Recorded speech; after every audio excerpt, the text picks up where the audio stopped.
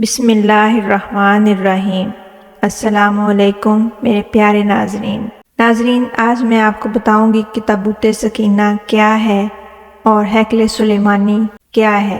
ناظرین، تاریخ انسانی میں یروشلم ایک ایسا واحد شہر ہے جس دنیا کے 3 بڑے مذاہب یعنی مسلمان، عیسائی اور یہودی مذہبی لحاظ سے بہت زیادہ اہم سمجھتے ہیں، اور ان سب کے لیے اس کی اہمیت یکساں ہے۔ اس شہر کی تاریخ بہت زیادہ پرانی ہے، اس پر کئی دفعہ حملے ہوئے۔ ان حملوں کے نتیجے میں یہودی دربدر ہو کر رہ گئے۔ پہلی دفعہ اس شہر کی تعمیر حضرت داؤد علیہ السلام کے دور میں ہوئی۔ وہ اللہ تعالیٰ کے ایک جلیل القدر پیغمبر تھے۔ حضرت داؤد علیہ السلام کا نام قرآن مجید میں 16 مرتبہ آیا ہے۔ یہ وہ پہلے پیغمبر ہیں جنہیں بنی اسرائیل کی بادشاہی عطا کی گئی تھی۔ قرآن پاک میں حضرت آدم کے علاوہ حضرت داؤد علیہ السلام وہ واحد پیغمبر ہیں جنہیں خلیفہ کہہ کر پکارا گیا ہے۔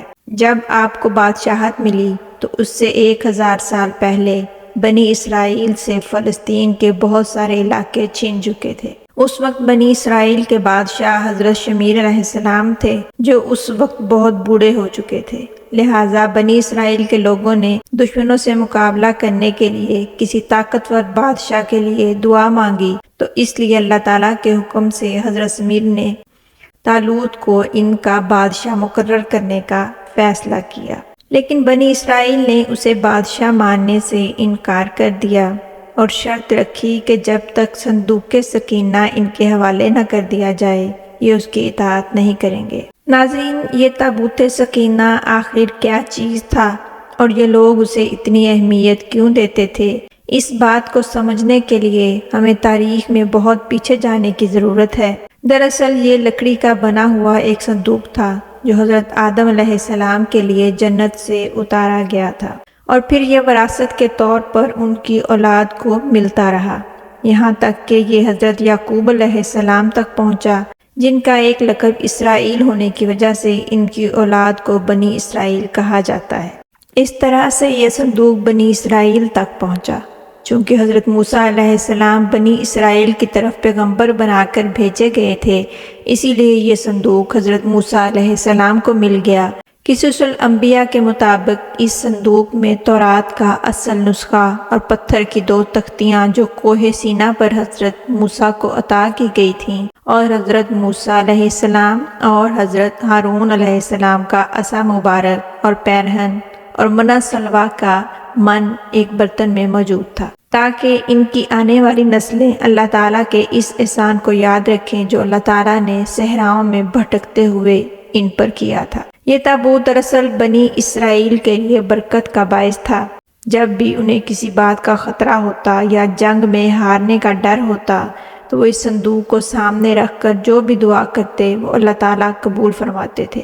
یعنی یہ تابوت بنی اسرائیل کے لیے تابوت سکینہ یعنی تسکین حاصل کرنے کا ذریعہ ثابت ہوا۔ لیکن جب بنی اسرائیل سرکشی اور گناہوں میں مبتلا ہوئے اور انہوں نے ظلم و ستم کی انتہا کر دی تو اللہ تعالیٰ نے ان کو ان کی بدعمالیوں کی بدولت ان پر اپنا عذاب نازل کیا، اور قوم عمالقہ کے ایک لشکر جرار نے بنی اسرائیل پر حملہ کر کے اس کی اینٹ سے اینٹ بجا دی اور تہس نہس کر دیا، جس کے نتیجے میں بنی اسرائیل کی تمام بستیاں تباہ ہو گئیں، اور وہ اس صندوق کو بھی اٹھا کر اپنے ساتھ لے گئے اور جا کر اسے نجاستوں کی جگہ پر پھینک دیا، کیونکہ وہ اس کی حرمت اور اہمیت سے ناواقف تھے۔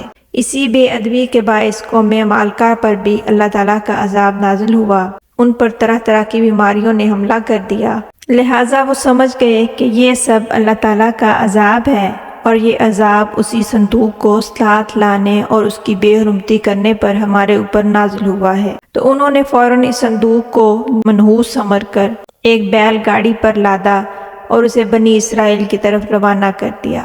تو اللہ تعالیٰ نے 4 فرشتوں کو بھیجا جنہوں نے اس صندوق کو حضرت شمیر کی خدمت میں پیش کر دیا۔ اس طرح سے حضرت شمیر نے وہ صندوق بنی اسرائیل کے حوالے کر دیا، اور شرط کے مطابق تابوت سکینہ واپس مل جانے پر بنی اسرائیل نے طالوت کو اپنا بادشاہ تسلیم کر لیا۔ ناظرین، حضرت داؤد علیہ السلام نے نہایت کم عمری میں ہی طالوت کے لشکر میں شمولیت اختیار کی۔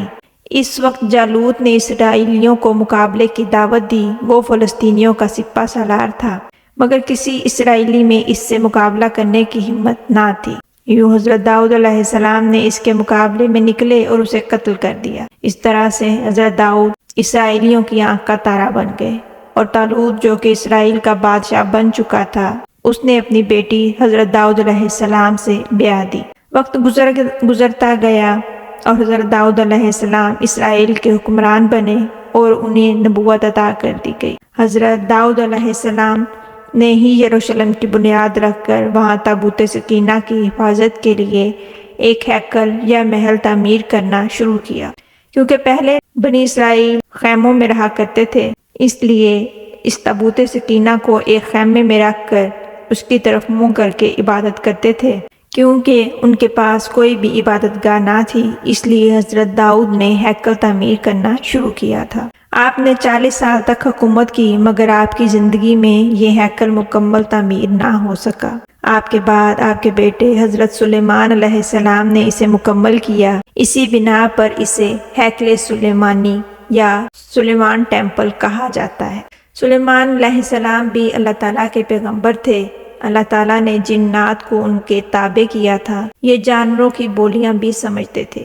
انہیں ایسی سلطنت عطا کی گئی تھی جو کسی کو نہ ملی اور نہ ہی ملے گی، جس کے لیے خود انہوں نے اللہ تعالیٰ سے دعا کی تھی۔ ہیکل سلیمانی 7 سال میں تعمیر ہوا اور یہ ہیکل 410 سال تک قائم رہا۔ پھر حضرت سلیمان علیہ السلام کے بعد بنی اسرائیل کے آپس کے جھگڑے شروع ہو گئے، جس کے نتیجے میں 2 ریاستیں شمالی فلسطین میں سلطنت اسرائیل اور جنوبی فلسطین میں سلطنت یہود قائم ہو گئی۔ یہ شدید دشمنی اور خون ریزی ایک طویل عرصہ تک جاری رہی، یہاں تک کہ 7ویں صدی قبل مسیح میں ہاشوری فاتحین نے سلطنت اسرائیل کا خاتمہ کر دیا اور بنی اسرائیل ٹوٹ کر صرف سلطنت یہود تک محدود رہ گئے۔ پھر بابل کے بادشاہ بخت نصر نے سلطنت یہود کو بھی تباہ کر دیا اور اس نے ہیکل سلیمانی کو بھی مکمل طور پر تباہ کر دیا، اور تابوت سکینہ ایسا غائب ہوا کہ آج تک نہ مل سکا۔ یہودی بھی اس حملے کے دوران دربدر ہو کر رہ گئے۔ اس واقعے کے 70 سال بعد ایرانی بادشاہ کوش کبیر یا ذوالقرنین انہوں نے بغیر کسی خون ریزی کے یروشلم کا قبضہ چھڑوایا۔ اس طرح سے یہودی دوبارہ یروشلم میں آباد ہو گئے اور دوبارہ سے ہیکل سلیمانی کو تعمیر کرنا شروع کر دیا۔ اسی وجہ سے یہودی ذوالقرنین کو اپنا مسیحا قرار دیتے ہیں۔ اس بار بھی ہیکل سلیمانی کی تعمیر صرف 430 سال تک ہی قائم رہی، لیکن تابوت سکینہ پھر بھی نہ مل سکا۔ اس دوران یہودیوں نے رومیوں کے خلاف بغاوت کی ناکام کوشش کی، لہذا 70 عیسوی میں رومن حکمران ٹائٹس نے یروشلم کو حملہ کر کے تباہ کر دیا۔ اس طرح سے ایک دفعہ پھر ہیکل سلیمانی تباہ ہو گیا۔ اس حملے میں 1.5 لاکھ یہودی مارے گئے، جبکہ ہزاروں کو غلام بنا کر جنگلی جانوروں کے آگے پھینک دیا گیا۔ اس سارے خون خرابے کے بعد کوئی یہودی یہ بتانے کے لیے باقی نہ رہا کہ صندوق سکینہ کا کیا بنا۔ لیکن آخرکار یہ صندوق سکینہ یا تابوت سکینہ گیا کہاں؟ اس کے بارے میں مختلف آراء سامنے آتی رہتی ہیں۔ کچھ یہودی کہتے ہیں کہ یہ اردن کے علاقے جبل نیبو میں کہیں موجود ہے۔ کچھ لوگ کہتے ہیں یہ ایتھوپیا کے پہاڑوں میں ہے، جبکہ کچھ کا ماننا ہے کہ یہ ملکہ برطانیہ کے تخت کے نیچے موجود ہے، جہاں ملکہ کی تخت پوشی کی جاتی ہے۔ ماہر آثار قدیمہ اور یہودی اس کو ڈھونڈنے کے لیے سر توڑ کوششیں کر رہے ہیں۔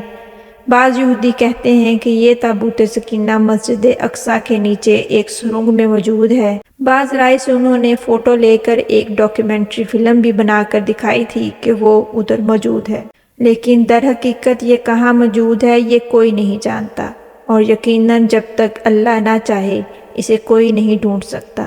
امید کرتی ہوں آج کی یہ انفارمیٹو ویڈیو آپ کو پسند آئی ہوگی۔ مزید اس طرح کی ویڈیوز دیکھنے کے لیے اس ویڈیو کو لائک کیجئے، میرے چینل کو سبسکرائب کیجئے اور بیل آئیکن کو پریس کرنا نہ بھولیے گا تاکہ میری ہر نئی آنے والی ویڈیو سب سے پہلے آپ کو مل سکے۔ اللہ تعالی ہم سب کو ایمان کی حالت پر قائم رہنے کی توفیق عطا فرمائے اور ہم سب کا حامی و ناصر ہو۔ اللہ حافظ۔